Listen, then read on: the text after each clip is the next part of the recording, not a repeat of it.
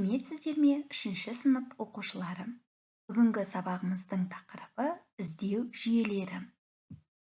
Осы сабақта қол жеткізілетін оқу мақсаттары. Құжаттағы ерекшеленген мәтінді қиып алу, көшіру, қою. Нақты сұрақтарға жауап табу үшін ғаламторды қолдану. Талдау критерийі. Ақпаратты іздеу жүйелерін, гиперсілтеме ұғымын біледі. Оқушылар, ғаламтор компьютердің негізгі ақпарат көзі болып табылады.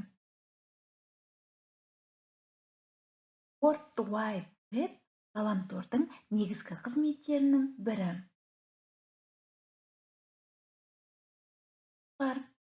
Ақпараттар гиперсілтеме түрінде де беріледі. Гиперсілтеме дегеніміз белгілі бір үлкен мәтінді табуға мүмкіндік беретін сілтеме. Сілтемені біз кез келген слайд бетіне немесе интернеттегі мәліметтерге қоя аламыз. Ол үшін кез келген сөзге сілтемені орнатамыз. Мәселен, интернет сөзін басатын болсақ, біз сілтеме жібереміз. Сөзін басатын болсақ, біз кітапхана туралы Google іздеу жүйесіндегі картинкаларды, яғни суреттерді көре алатын боламыз. Оқушылар, іздеу жүйесі дегеніміз мәліметті ғаламтордан іздеуге мүмкіндік беретін веб-сайт. Сайт немесе веб-сайт ол ғаламтордағы мәліметтердің жиынтығы болып табылады. Іздеу жүйелеріне танымал Google және де Bing іздеу жүйелері жатады.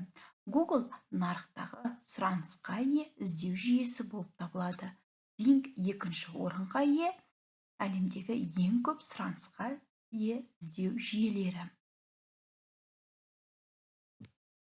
Балаларға арналған іздеу жүйелеріне ақш-тағы Kings American Online және Германиядағы fragfind.de сайттары жатады. Тапсырма, сұрақтарға жазбаша жауап беріңіз. World Wide Web дегеніміз не? Веб-сайт дегеніміз не? Қандай іздеу жүйелері бар? Бүгінгі сабағымыз аяқталды. Сау бол.